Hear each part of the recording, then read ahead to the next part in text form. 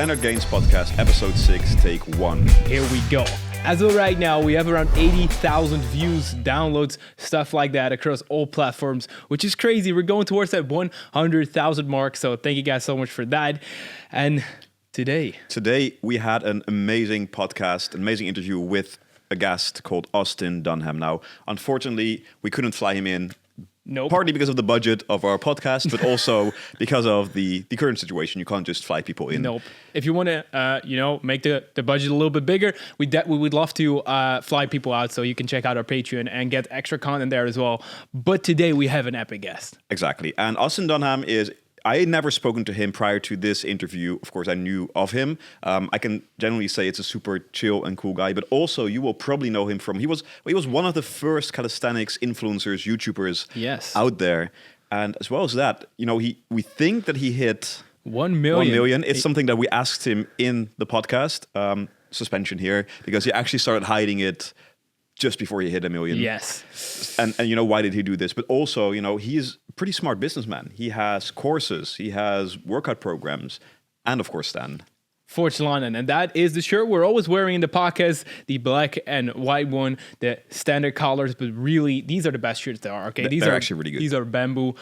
So they also, you just need to check them out. We have a new drop that we also talk about in this episode. So get ready for that. Yeah, and we're super excited about this, full of value bombs and other things. It's an amazing podcast. Enjoy. Here we go. We got Austin on the screen right here. Austin Dunham. What's up, man? How you doing? What's up, man? I'm good. Chilling. Had a good weekend, good week. Life's been good. Sick. Yeah, I've been looking at the Instagram and at the YouTube, and it looks like you're just doing your thing. So that's good. That's good. Yeah, man. You already know. Nice. Cool. Well, first of all, we appreciate it that you are actually on this podcast, that you're making the time. So thank you so much for that. As every podcast, we're going to start by asking you 3 dilemmas. So please just give an answer as fast as you can, and we'll go actually into them a bit later. So the first one is, if you had to choose between, you could only have one channel, would you make a fitness channel or a red pill channel? Red pill. All right. So best platform for a creator, YouTube or Instagram? YouTube. Okay. All right. And the last one, again, if you could only do one thing in the rest of your life, calisthenics or fitness with weights? Calisthenics. All right. So the first one, you said red pill. Tell us why. Yeah, so the reason I picked that is because I think it's just, I've been doing fitness for so long. People don't realize I've been in the fitness game since 2015. I've been creating videos since 2015 in the fitness space. So after a while, you naturally evolve and start to branch out. So that's the creation of my second channel, my vlog channel. It's just another interesting topic that I was very, very into, and that I found that a lot of guys were into too. So right now, that's it brings the most joy to me.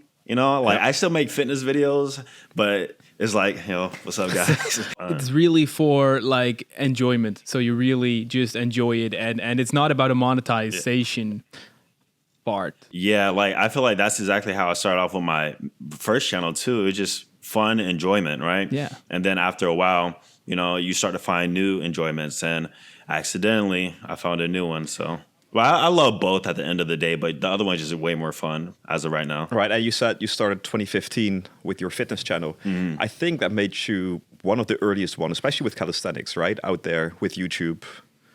Yeah. Mm-hmm. Which is... Yeah. I was, back in the day, there weren't a lot of people making calisthenics content. It was this dude named Fortress. He doesn't even make videos anymore. Oh, I know him. And Chris, I forgot his last name. Yeah, Chris. But besides that, wasn't a lot of people. So that's cool. Yeah, that's cool, man. No, he's actually talking not about Chris Heria. He's talking about Christian. So Christian is the biggest. I think one of the biggest body transformations out there. So, right, but lots of people from the calisthenics, the early days, are now big gone actually. So that is maybe the reason. Maybe because it got a little repetitive, like you said with the red pill. I also drifted away from tutorial stuff, like you sort of did. So I mean, I think that's and it's a good answer actually. So for those who don't know, what is red pill? Yeah, so red pill is basically an ideology or lifestyle in a sense, to where you look at human nature for the reality of what it is versus what we've been programmed to think. So what I usually talk about is more on the dating aspect of things, but red pill can be looked at as a worldwide type of view besides just females and dating, right? But I tend to specifically talk about dating, like what's in the true nature of women and like different things and experiences that all of us guys go through when dating girls, except for Stan, of course. But and it's actually a pretty interesting time for dating as well, especially over here where there's still lockdown and everything is, and we spoke about this in a different podcast about me. I'm trying to, date and find a new girl right now. It's pretty difficult when everything is closed. So I'm sure that also makes like a new dimension to it as well. Exactly. Like online dating, the Tinder videos, like that's huge right now too. So even before the pandemic, a lot of people are meeting people off social media and like dating apps. So given my perspective on that, especially where I'm at in my life, guys like to see too. So Are you in a relationship? Definitely not. Would you still make that type of content if you were in a relationship? See, that's where another issue falls into play too. The type of content I've gotten myself into, even if I wanted a relationship, which I don't, that will be a bad business move on my part, I feel like. So, but no, I don't want a relationship. I have a certain way I date. I have like a set few, Yeah. I date, but it's no exclusivity. All right. So, and you're very clear about not having a relationship right now. Is that gonna, or this is maybe not the business questions, like you can, if you say like, yeah, maybe next year, but is there any time in your life you would be wanting a relationship ever? Yeah, I made a video called like, will I ever get into a relationship on that channel? And in that video, I talked about how right now I may be focused on a certain mindset, but I like to say never. I don't know how it will be like when I'm in my 30s and in my 40s, you know what I mean? I might come to a point where I'm like, okay, I kind of want to just chill out with one girl now. But who knows? I might never get that way. Yeah, I have no idea. Fair answer. Yeah, all right. Second dilemma. Why is YouTube better than Instagram? YouTube, you can make a connection with your audience way easier and better, and people have a better understanding of who you actually are. They tend to catch a drift of your personality a little bit more, especially after watching you for years. And I even see it like YouTube creators with IG platforms. You notice they have a little bit more engaged following, right? For sure. On IG versus somebody who doesn't do YouTube at all and they just have an IG platform. Or they're going from Instagram to YouTube, so that... Yeah, so that's pretty difficult. That's what I tried. And I thought, hey, I have, a following 30,000 on Instagram. It's easy to convert those to YouTube. No, it's not. No, not at all. And YouTube has better, like, besides just making a connection with your audience, better monetization, ways of monetizing yourself. Yes, for sure. Yeah, definitely. And also the algorithm, I would say, like on Instagram, there is the explore page, but YouTube is literally like just an engine for getting new content out there. So yeah, I 100% agree with you. So I mean, interesting. And from a creator who's pretty big on both, because you're pretty big on Instagram as well. You heard it here first from Austin Dunham. Exactly. Yeah. So the third one was weightlifting or calisthenics. You said calisthenics. Yeah. Why? Yeah, calisthenics is my first love. Like that's the whole training style that got me into fitness, that allowed me to stay consistent, that I built my business on top of, that I'm actually very good at. So, like, if I had to pick one, it would just be calisthenics, because I feel like over time I would just have the most fun with it. It's what I'm used to, and I actually enjoy it more than weightlifting, even though I tend to do both nowadays. What do you say if someone asks you, but can you challenge yourself as a calisthenics athlete? Is there not a limit to it? I feel like there's no limits to calisthenics, because if you think about it, you can always make the movement harder in some type of way. Like who's out there doing one-arm handstand push-ups on the wall? Exactly. Yeah. That's what makes me, it always makes me kind of laugh when people say that. I mean, obviously they haven't been in calisthenics, so they don't know. But I mean, for just if you look at it from like a one-arm pull-up itself already, that is, you can do reps of that, and that will build you. Well, there's enough progress there already. Yeah, and if you don't want to do one-arm pull-ups, or if you get really good at it, start working towards a one-arm muscle up. Like start doing the crazy stuff. Exactly. You know? So one-arm front levers and everything. Yeah, one-arm front lever pull-ups. Yeah, something. Yeah, for sure. Cool. All right. So those were the dilemmas, and then this is Standard Gains. We like to know how people make gains in every aspect of their life. So could you take us through sort of a standard day for you? Do you have routines? What does a standard day look like? Okay, so my day begins the night before, which starts out with a notepad, and I write my list of tasks from like most important to least important. I have to visualize what I'm doing. Otherwise, like I get really scatterbrained of what my tasks and what I have to do. So every single night I write it down. And then the morning, usually I don't wake up with an alarm anymore. I would say I wake up naturally between 8 and 9 a.m. I get up, make breakfast or whatever, and then I'll start my list of tasks of what I have to do. And then that usually ranges from scheduling content, creating it, filming it, other business work I have to do, taking pictures. It's mostly, for me, it's more content based because I've outsourced and hired a lot of people to do a lot of the other stuff for me, like editing, business work, like email marketing. Like I have a team that does all that. So for me, it comes down to creating, planning, and scheduling content. So all the content is Mostly. is outsourced, except for the recording. Yeah, most of the content is out. So I create the ideas, the scripts, and like all that. But I create the scheduled filming. So we film it, and then after that, like I'll see the final product. Effective, I guess. It's working. So Yeah. For sure. Yeah, And there's yeah. probably a workout somewhere in there as well throughout the day. Oh yeah, I totally forgot about that. Yeah, of course. Yeah, like I tend to work out afternoon, like 1, 2 p.m. after some of that work is done. And then I'll come back, and sometimes I'll take the afternoon, evening for more of my learning, my mental learning. So I'll either read or go through a certain course that I'm going through or I'm learning. I'm a big component of continuing my knowledge, so I just love learning stuff.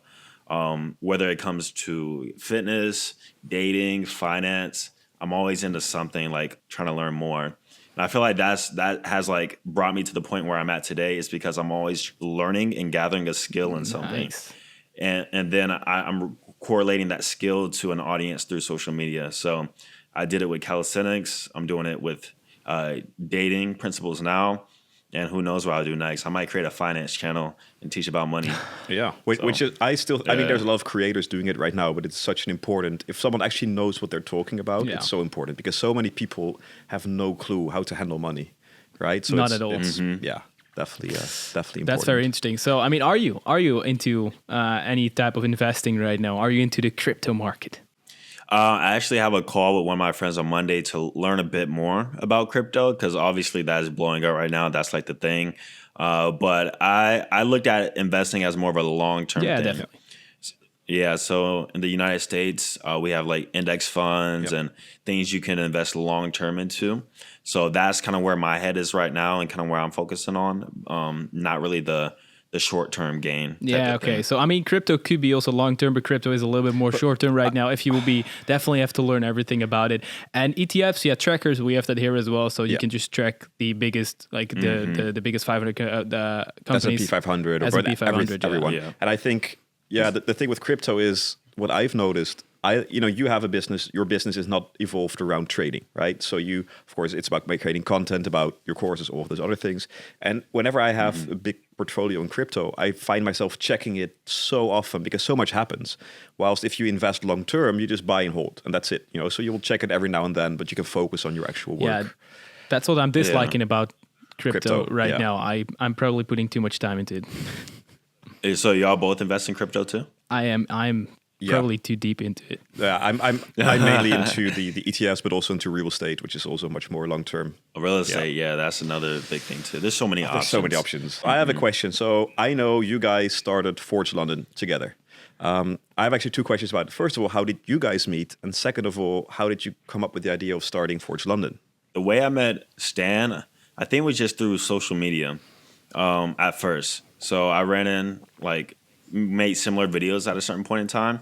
And so I came across his channel one time, and then I forgot how we actually came in contact, started talking.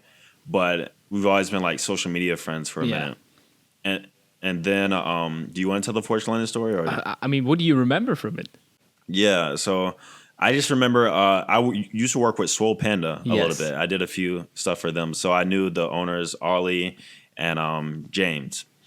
And so they reached out to us, was looking to start a jewelry business. And I feel like that's something I haven't tapped into, and something that I actually had an idea for more in the future, though.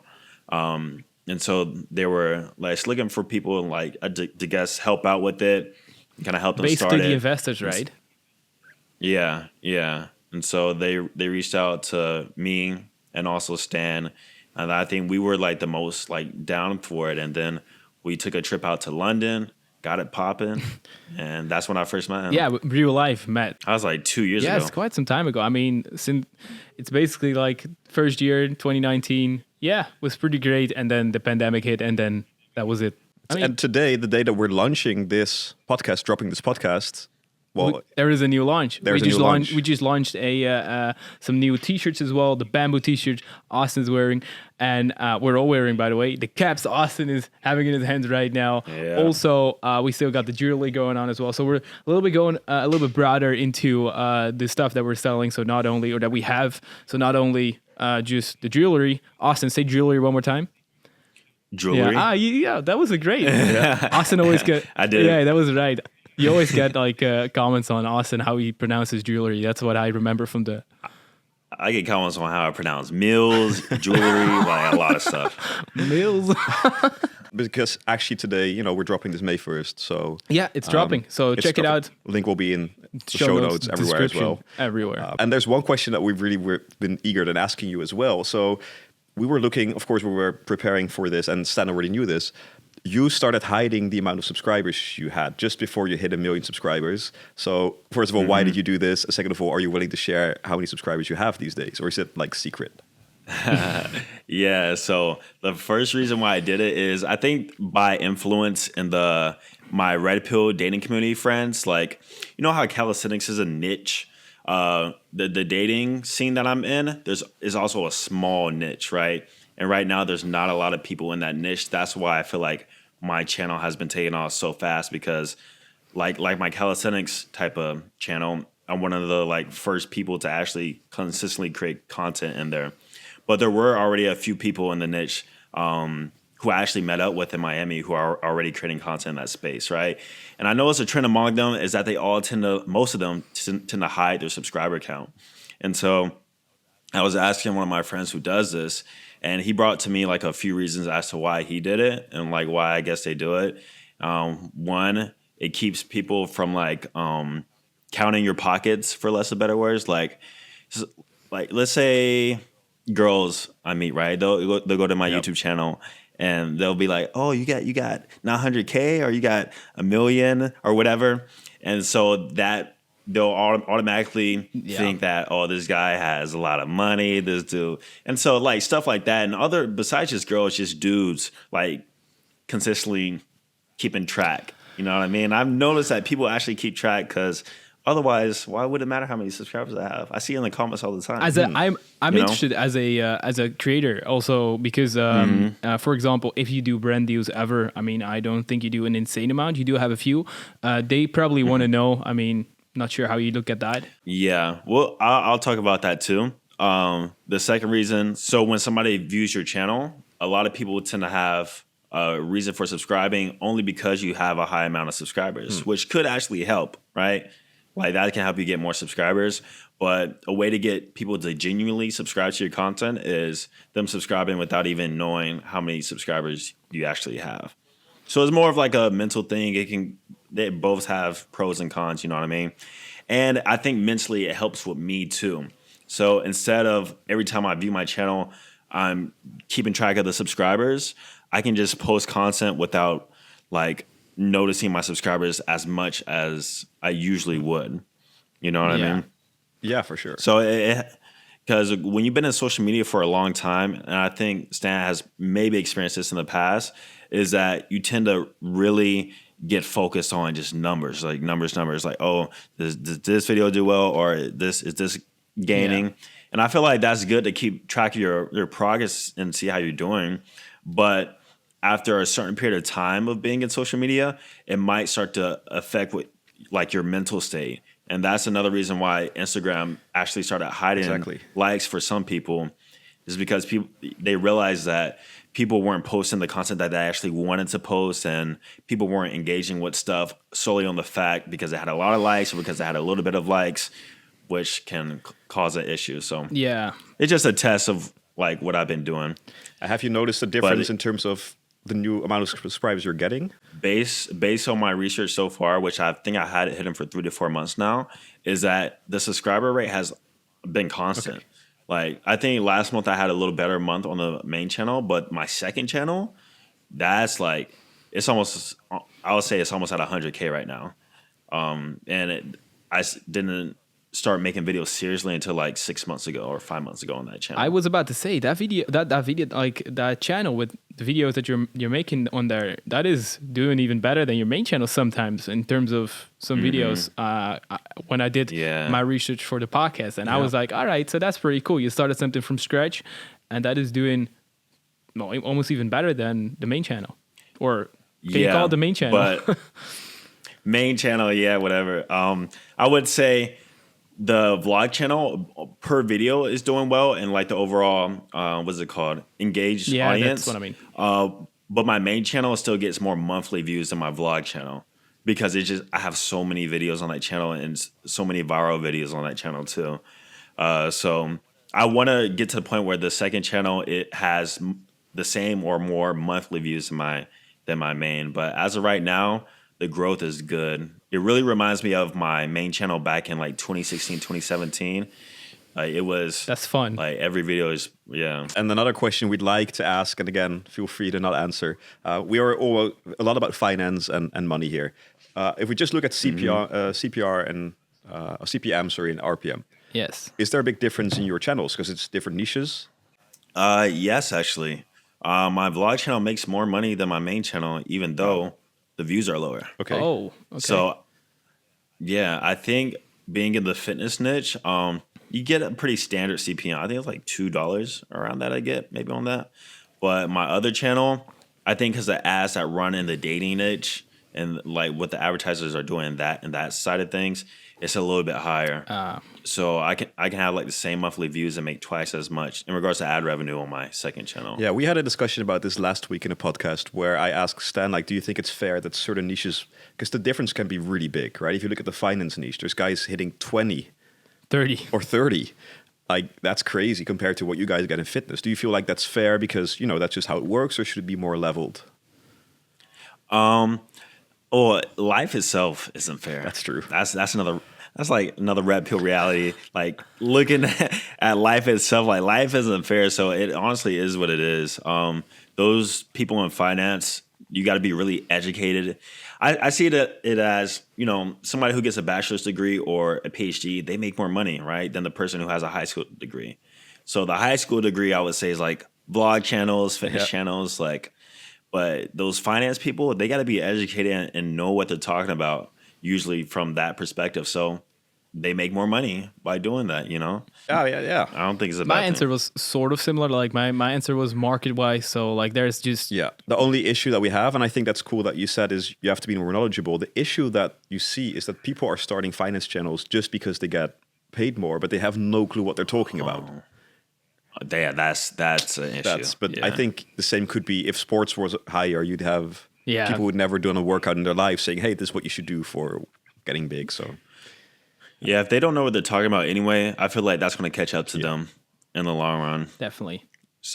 Yeah, unless they are learning as they go and kind of sharing like their progress, I guess. But similar here, like it's just that's how it is. That's how the market is. That's where the value is. That's where the money is. So I mean, it is what it is. I mean, I'm not unhappy with the RPM or CPM I have. So So I mean, that's a good answer. All right, bro, you're getting so many views to the point where it doesn't even matter. fair enough. I mean, bro, what's your clock in? What haven't you reached probably like 10 million views in a month total? 5 to 10. My record is 20 in a month. 20, so yeah. If you're making 20, even if you get like a 2 or 3 RPM, it's still fine. Yeah, that month was really weird because I think I had an RPM of 1 point something, but I do have a normal RPM right now of 2.5, I think. So there you go. That's good, man. So it's going great. But I mean, I what I really liked about your second channel as well is that you're just doing Like you're doing your stuff, you're doing what you think is fun, and I could see that you were enjoying the other channel more, the new channel. So that is fun. Yeah. Yeah, and I feel with my other channel, like sometimes I've created vlogs on that channel over the course of years, right? But once you have an audience, you sometimes feel like you have to stay in a certain lane. Like that's why I created my second channel, because I had more to share. But some people would get like offended if I shared what I wanted to on my other channel. They're like, "Hey, bro, why aren't you teaching us about push-ups?" Same here. That's why I started this entire podcast and stuff like that, so that I can relate so much. Yeah. Would you say, because just a bit business-wise, so of course you have your YouTube revenue, I know you have your courses and your other things. What is, like business-wise, what are your main focuses right now? Yeah, so on my second channel, I actually have a Patreon, which is doing pretty well. So I wanna grow that even more. What do you offer on the, like what type of content or?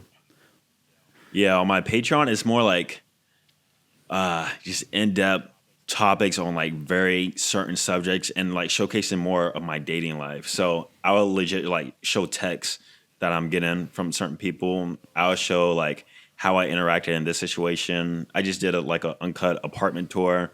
I just talk about like different aspects of things where I feel like are a little too aggressive for YouTube. You know what I mean? Yep. Like, I'll talk about stuff like what to do when a girl comes over. Like here's step by step of what I do, and like walk them through it. Like stuff like that. And if you go to like that's your Patreon. So how many members do you have there? That's hidden too. Oh, is that hidden? All right. I know. I knew the revenue was hidden on yours, because you can also find it on other channels where it's not hidden. But I thought I could see the amount of people that were there. You can hide the amount too. Okay, so. And for Patreon, you definitely want to do that. Okay, so we have to start doing that as well. We just created a Patreon for, if you're watching, we do extra content here as well. So. Yeah, we only have like 11 people in there right now because we just launched it, but it's probably a good thing. Yeah, girls aren't the only ones who can hide behind a paywall with OnlyFans. If you have value, create a Patreon, and like I feel like it's more valuable than an OnlyFans. That's why I tell the dudes, like, instead of spending $10 on an OnlyFans every month, subscribe to the Patreon, Exactly. And get actual value rather than something which is, cool. Yeah. All right, so we've spoken about YouTube, Instagram, Patreon. How about TikTok? Yeah, man. TikTok is one of those platforms where I just started for fun, man. It started out like just reposting my fitness content. And then one day I just decided to like flex in the mirror and kind of like do a little thirst trap. And the video just blew up, just took off. And TikTok is one of those platforms where anybody can just go viral, like drop off the hat. And so through there, I noticed two things. The first one is that it was so easy to create content on there. Like I literally wasn't doing anything besides looking in the mirror. And two, it brought me to a new audience. So TikTok, instead of promoting me to like dudes all the time, like YouTube and IG does, it was nothing but girls, like just nothing but girls. And I wasn't used to that, I guess, sort of attention. And so I just kept going along with it. I kept creating the videos that like kind of did well. After a few TikToks, a few like reached over 1 million, and that helped grow my IG. And also, potentially, just kidding. I'm not gonna make an OnlyFans, but if I wanted to, like I could promote it to that TikTok female audience, and you could get that bag. I could make an OnlyFans bag too. Yeah. If I wanted to, yeah. I'm interested because you're pretty big on a lot of platforms, social media wise, and we have a lot of people watching or listening who are like, "Hey, I want to start, but I find it hard." What would you advise someone who wants to start either YouTube, TikTok? Where should they start, and what should they be doing? So you gotta look at the platforms in regards to effort. Each platform will have a different sort of effort that you have to put towards it. I feel like TikTok is like not that hard. Some social media platforms can be very shallow. So if you don't like look decent or have something about yourself that's appealing, then TikTok may be hard unless you're just funny. And that is not only your look too. It could be your skills, like what you do. I've seen like Calisthenics TikToks like do really well because the person was strong or they had a certain skill to them. But the videos are really quick and easy to make, much like IG Reels, which they're competing with. And then Instagram, I just feel like it's all about just creating quality and once again providing value in some sort of aspect, or once again just looking the part.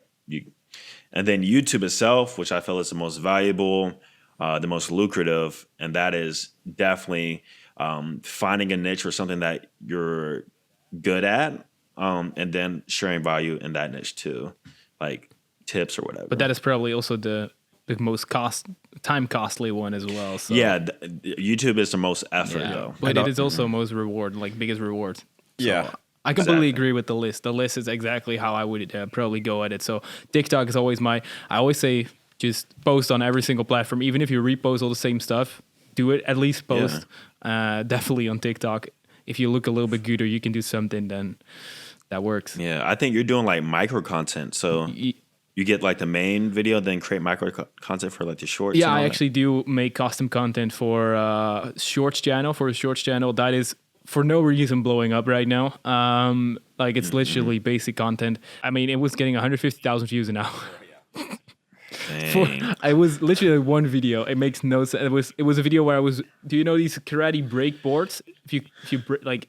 Oh yeah, I saw that. Yeah, I posted that on Instagram as well, just to see how good it will do there. Because on YouTube right now it has like 11 million views, and on TikTok it has 2 million views. And I thought, let's try it on Instagram as well. So that's basically what I did. Hey man, you know how to create viral content. That's for sure. I mean, I'm doing my best. I'm just teaching my brother right now, and he's learning as well. So that's fun. That's fun. I was gonna say, like, business idea for you. Have you ever thought about like creating like some sort of course or product on how you do everything? I actually have. I'm working right now on a new workout course, and that has priority because now every single time I see a notification or I check some stats that someone has bought my workout course, I'm like, it is a little bit outdated in terms of it's not looking like anything I am looking right now or like the studio's looking right now.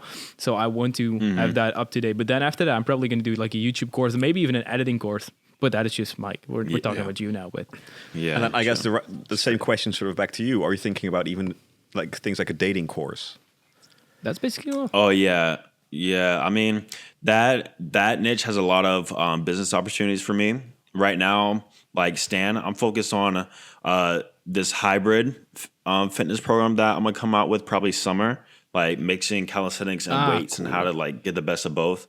And then after that, I want to reach my Patreon goal of a certain amount of members that I'm actually pretty close to. And then number 3 will be creating a course that can help people within the dating niche too. But right now, my goal with that is just provide as much value as I can, reach 100K subscribers, and just give my all. And then eventually, yes, I will probably come out with something. Cool. Because like sort of the Patreon is that sort of dating aspect of it, right? I mean, you can definitely still make a course, honestly, but it is basically the Patreon, and that is recurring. So that's an interesting. Yeah. So I could compile those videos and make a course out of it. Yeah. Also, yeah. So we're talking about all kinds of businesses. Which one is the most profitable, most revenue? What's your like? You've got so many sources of income. What is income? There you go. I would say the fitness side of things still. All right. I mean, that's fair. That's the thing you've been working on for the longest time as well, of course. Exactly. When I'm thinking about like the fitness channel ad revenue, the monthly course sales, because I have a whole business structure with that too that my business partner helps run. So we have promotions every week with that still. And then the fitness side is still like the big. So that's like the question. Would you prefer a golden play button or a golden ClickFunnels play button? Because you got that one. Yeah, you know about that? Yeah, I've seen that. Yeah, that's pretty epic. Yeah, that's a big club. That's the 2 comma club. Yeah, that's pretty sick. Which one is more important? If you, I mean, you're not sharing your subscribers, so I'm not sure if you have your play button. No, I don't have the gold play button yet. Maybe I've already earned it. Maybe it hasn't been shipped yet. I guess you guys are gonna have to stay tuned and find out. But I would much rather prefer the two comma club award. Just because I mean, 1 million subscribers is cool, but I don't know. I'd rather make $1 million. To be honest. Yeah. I mean, fair enough. I mean, that's a fair question, I guess. Oh yeah, for sure. That's a fair answer. But of course I want both. I feel like both are good representations of like how hard you've been working and how long you've been on the grind. So yeah, I'm aiming for both. We're going to get both. One of the questions that we always have and we already answered is what do you think is your superpower? So what's the one thing that is just, you're really good at, makes you stand out?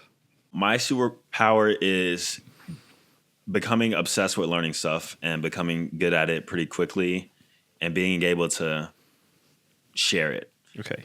I feel like if I become passionate about a subject, I was thinking about this the other day, like I become so passionate about it that I learn everything about it. Like I read every book, I read every article, I watch every YouTube video. I immerse myself in the experience of it so that I can learn through trial and error. I just become like the best at it. And I feel like the consistency alongside with that is my superpower. I'm like super consistent in the things I really like too. I actually thought he was going to say that because that was a big staple of your day. That's what you said in your daily routine, learning. So that is definitely superpower. Yeah. Again, we've spoken about this in almost every episode. So, you have people with a fixed mindset and a growth mindset, and it's very apparent that you have the growth mindset. You always want to improve. You always want to get better at everything, right? And I think that's what, so far, every successful person we've spoken with has that mindset. Mm-hmm. You got to keep improving. Exactly. Yeah. Have to, like, physically, mentally, everything. You should be progressing every year in some aspect. But even your relationships, they should always improve and get better, and with everyone, I think. Yeah. So. And maybe one thing that people would definitely want to know is you can keep it as long or short as you want. Like your fitness journey, why did you start working out? How did that go? Yeah, so my fitness journey, which started everything, like the reason I'm even sitting in this chair right now, which was, I have a tattoo right here, September 1st, 2014, right? So that started my freshman year of college or university, right? I was 18 years old. I joined the Air Force ROTC program, which is a military program that after 4 years of college, you join the Air Force or whatever branch you want as an officer. So that's what I wanted to do. I wanted to be like an officer in the military. And so a part of that, of course, we have our fitness tests, which we have to do push-ups, a run, sit-ups, all this stuff. And we have physical training like 3 times a week. Now, before that, I did a little bit of gym training. But when I got to like PT in the morning, I noticed I was really struggling with the run, the push-ups, and all that. And me and my growth mindset, even then, I just wanted to be the best so that I can stand out amongst the other cadets and my peers. So I just went on Google, like how to get better at push-ups. I typed in, and so I watched a few videos, came across a few articles, and then on the YouTube related, I came across Calisthenics body transformation. It was Chris's body transformation. Yeah, and I watched that. I was like, bro, that's so cool. Like the stuff that he's doing. Like I'm gonna learn how to do this. And so I became obsessed with learning about calisthenics for like 2 weeks straight. I didn't even work out. I just was watching hella calisthenics videos, reading about it. And then I was like, okay, I'm gonna create a workout plan for myself, which I did. And then September 1st, which landed perfectly on a Monday, which was when I was gonna start working out and doing it. And so that Monday came, and then since then, here we are. That's cool. cool. Started off. Cool story. Yeah, so that is that's a different story than some people, like just a little bit anxious or not feeling too good, but you were sort of feeling good, but not. You just wanted to be the best, basically. Yeah. Nice. All right. Yeah, that's great. Yeah. And that is indeed same applies here. Like that's why I'm sitting here as well. Yeah. And I stayed in the ROTC program for like 3.5 years because I was still. By my second year, like my YouTube was starting to do really well, but I was still confused, like if I wanted to be an officer full time, or did I want to like take this YouTube and social media thing and business thing full time too. And then, long story short, I came to the decision to leave ROTC and pursue what I'm doing now full time, which was like a leap of faith at the time because I didn't know how it would go. I was like, I'm making like some money, but like it could go bad, it could go good.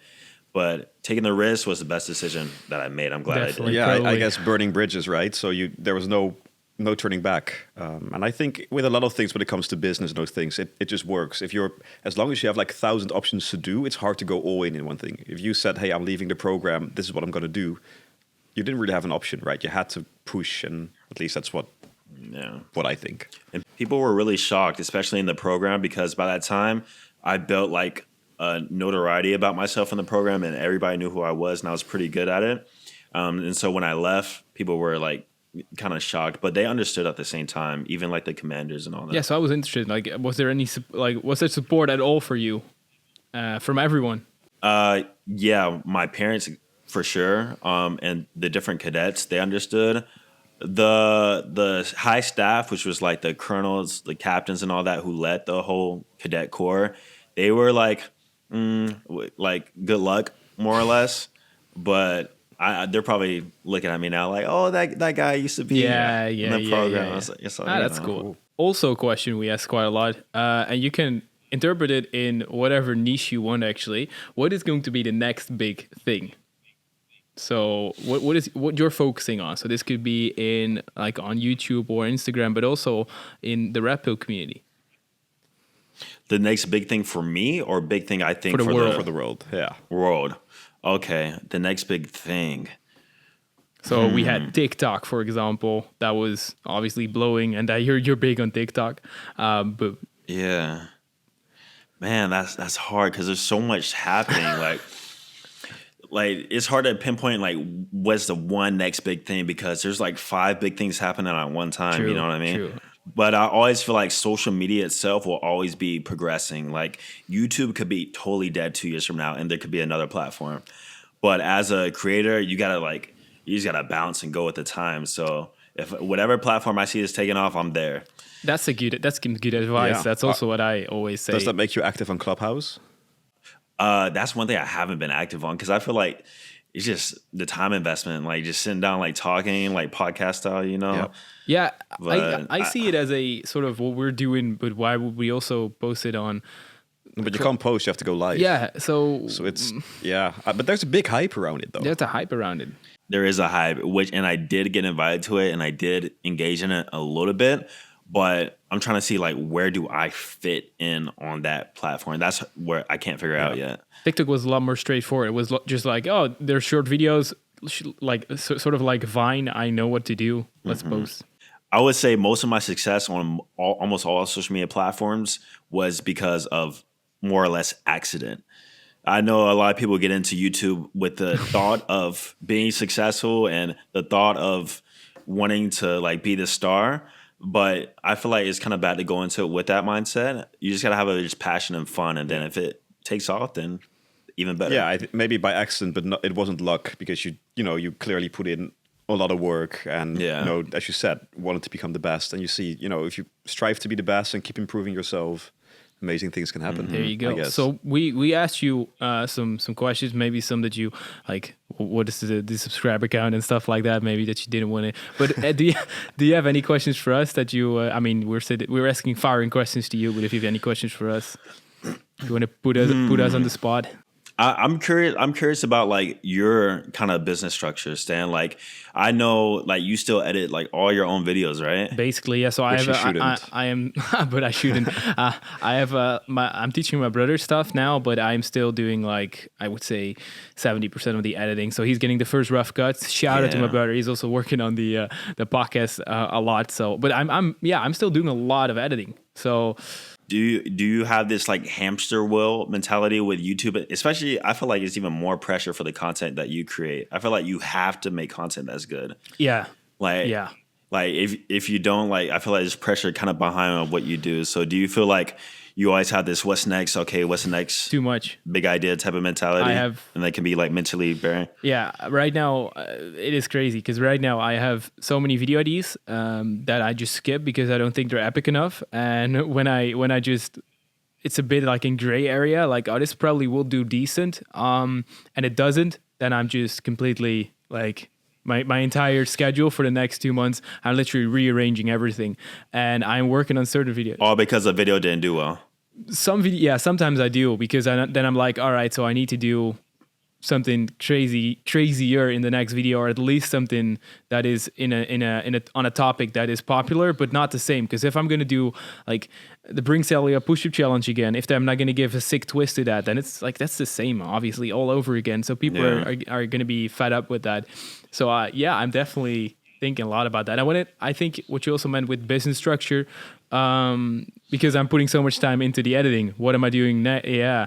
I also have a team, so for the workout courses on the back end and stuff like that, and we're just lots of volume of traffic is going to there through the videos and the 90-day challenges I have, and we're putting ads on there as well. Which actually I found my ad guy through Bob here, so he's a lot of affiliates. So Yeah, that's sort of more my background, the digital marketing sphere.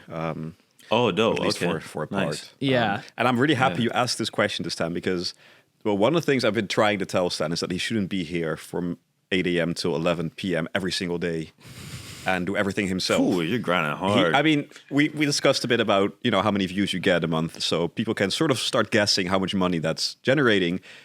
You could probably hire someone to do some of the work, which is, but I also understand how hard it is to give away the creative process if you find that so important. I mean, I would love to give so much away, but like the content I'm creating, the only thing I don't want to give too much away is like the content on YouTube. I love it and I want to make it perfect, but that's also the one that takes like 80% of the time.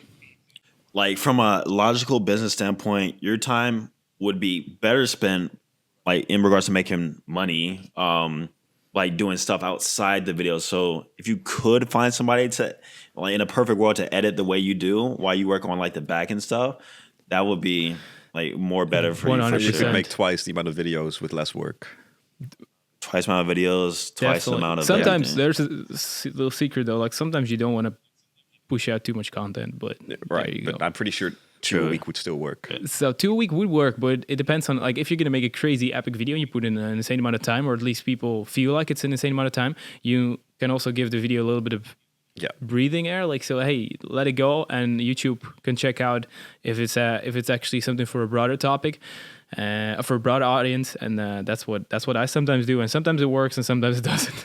Well, Austin, thank you so much for Thank you. being on this podcast. Of course. All of the links to all of his channel will be in the description everywhere. Go check it out. Go check out Forge London, which is dropping a super cool thing today. Yes, these shirts, they're so soft. They're actually you really gotta cool. feel them. You gotta Yeah. feel them. So you got them. Check them out. Sleeves. Yeah, hugging. sleeves hugging. All right. Sleeves hugging. Thank you guys so much. Make sure to check out everything in the description. And huge shout out to Austin. So again, make sure to check out Austin. And Austin, thank you so much for being here. No problem. See you guys. See ya.